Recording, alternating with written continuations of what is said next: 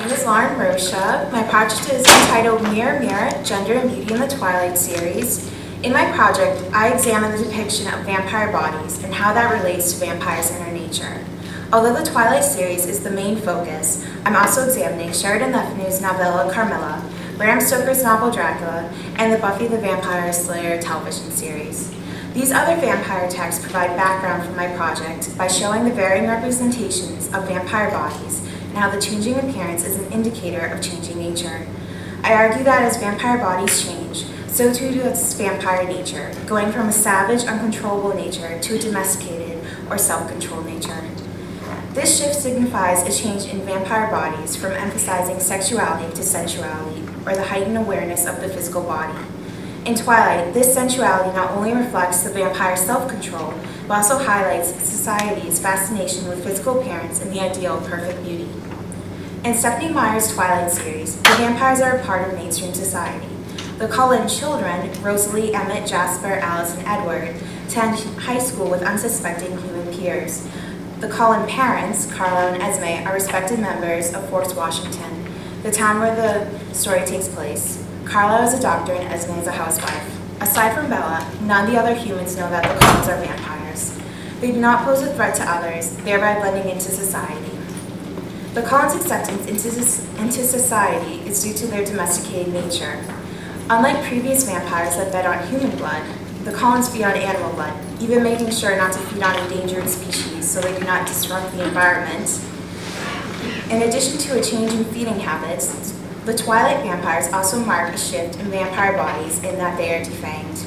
The absence of fangs, a phallic symbol, symbolizes castration and signifies a shift from uncontrolled sexual vampires to domesticated, controlled vampires.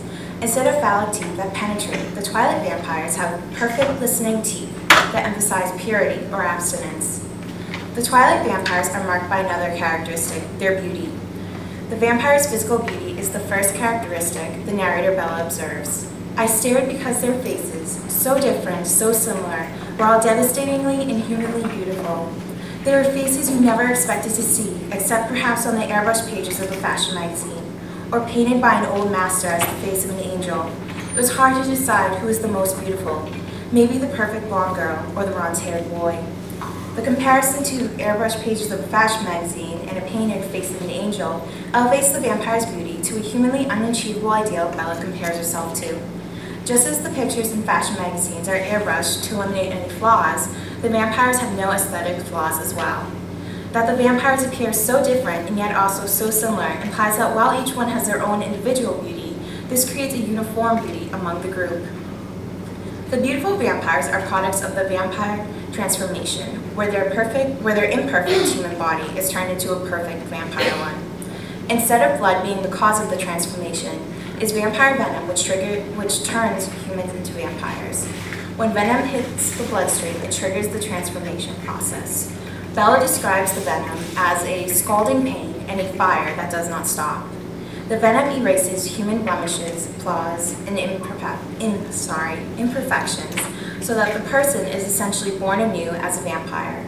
The skin, which is prone to aging and wrinkles, becomes frozen in time and sparkles in the sun, like thousands of tiny diamonds are embedded in the surface.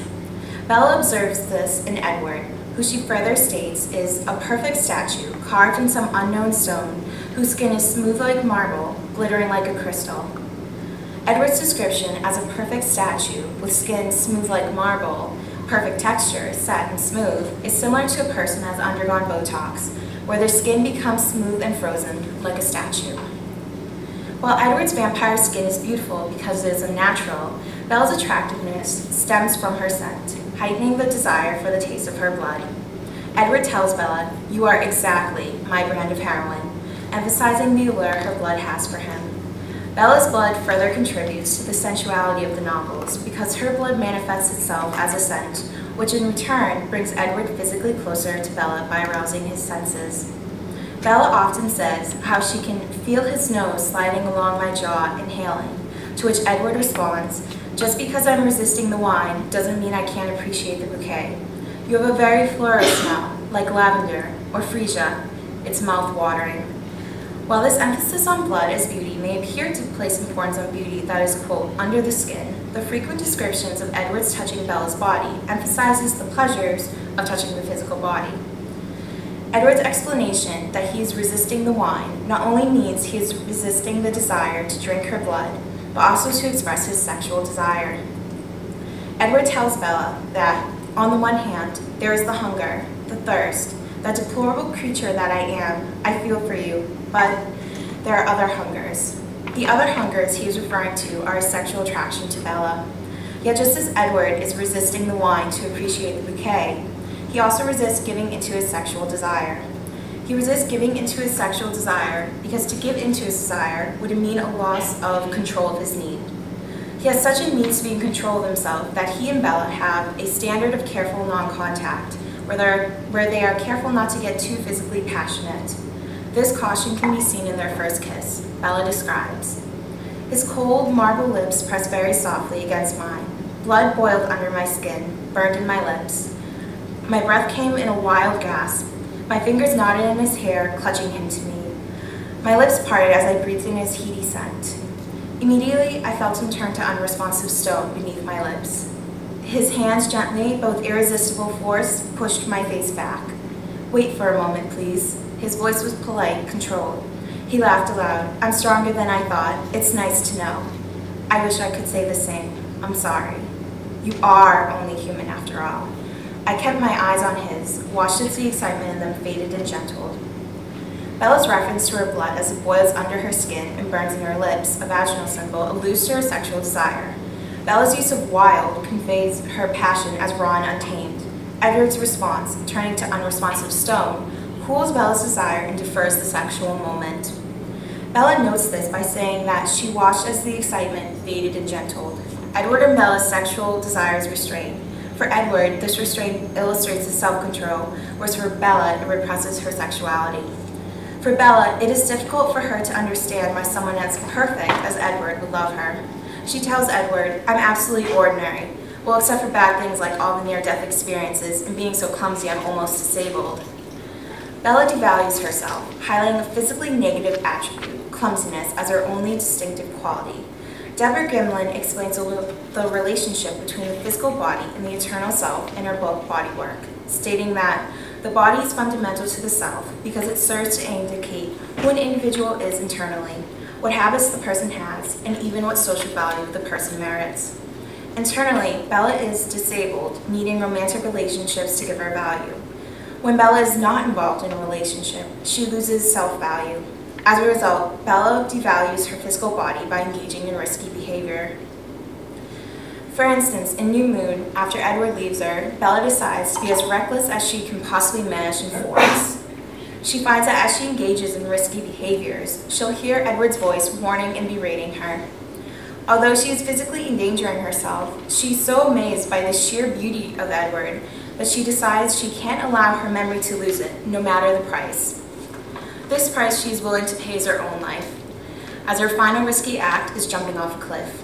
I knew this was the stupidest, most reckless thing I had done yet. The thought made me smile. The pain was already easing, as if my body knew that Edward's voice was just seconds away. Don't do this, he pleaded. You wanted me to be human, I reminded him. Well, watch me. You won't stay with me any other way. I didn't want to fight anymore, and it wasn't the lightheadedness or the cold, or the failure of my arms as the muscles gave out in exhaustion that made me content to stay where I was. I was almost happy it was over. This was an easier death than others I'd faced, oddly peaceful. I saw him, and I had no will to fight. My subconscious had stored Edward away in flawless detail, saving him for this final moment. I could see his perfect face as if he were really there.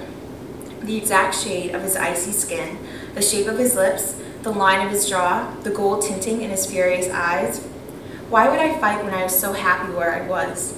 Even as my lungs burned for more air, my legs cramped in the icy water, I was content. I'd forgotten what real happiness felt like. Bella values Edward, his perfect face and flawless detail so much that she's willing to literally die to be with him. The juxtaposition of real happiness with the description of her dying, as her lungs burn for more air and her legs cramping, suggests that for Bella, real happiness is masochism. Yet just as the Edward she sees here is not real, neither is her happiness. It is just a temporary relief from her emotional pain. A According to Gimlin, what women look like becomes symbolic of their characters, indeed, of their very selves. After Edward leaves Bella, she feels lifeless inside. As a result, she intends to make her physical body lifeless as well. Additionally, Bella believes that by endangering herself, she's proving her love for Edward by demonstrating the extreme she's willing to go to be with him.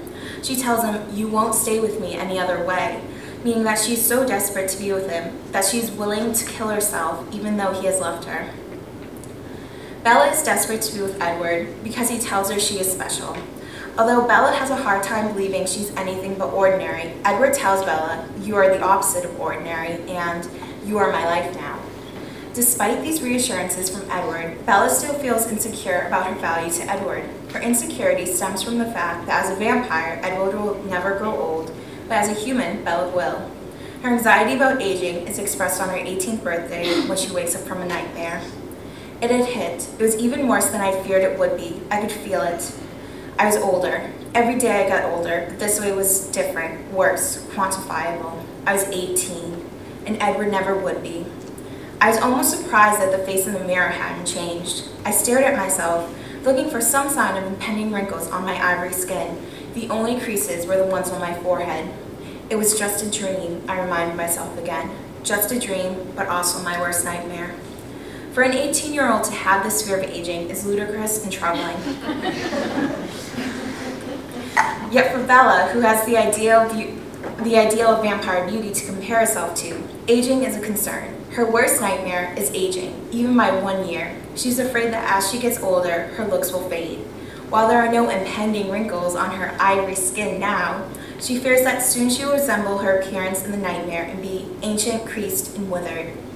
Her fear of looking ancient, creased, and withered reflects her deeper concerns that as she ages, her value will decrease because Edward will no longer love and desire her. The impending wrinkles on her skin she worries about not only symbolize a decline in beauty, but also a decline in value. That soon she will become ancient implies that she will be of no use to the eternal vampires, who suggest a continuity of life. Eventually, she will be withered and have no aesthetic appeal. Naomi Wolf comments on the relationship between beauty and social value in her book, Beauty Myth, How Images of Beauty Are Used Against Women, saying that without beauty, women slide into nothingness and disintegration. Similarly, Bella feels that without beauty, she too will descend into nothingness and disintegration because Edward will not be attracted to her. Bella understands that, to someone in the know about the immortal vampires, growing old does not conform to the devastatingly and humanly beautiful ideal of the vampire's body. She feels that staying human aging will endanger her future with Edward because Edward will not be attracted to her as her looks fade. As she says, "If I could be sure of the future I wanted, sure that I would get to spend forever with Edward and Alice and the rest of Collins, preferably not as a wrinkled old lady, then a year or two one direction or the other wouldn't matter to me so much." But Edward was dead set against my future, any future that changed me, any future that made me like him, that made me immortal too. Being human and aging does not ensure a future, ensures losing value in society as an old woman. Being a vampire means having a future and, more importantly, value. As I move forward in my research, I'm going to focus on the anxieties about beauty and aging in Twilight. One of the questions I would like to answer is why older women are thought to have less value in society. Given Twilight's immense popularity among women, what are the implications of Meyer's idealization of the vampire body, the depiction of the aging human body as a symbol of rejection and devaluation for the female?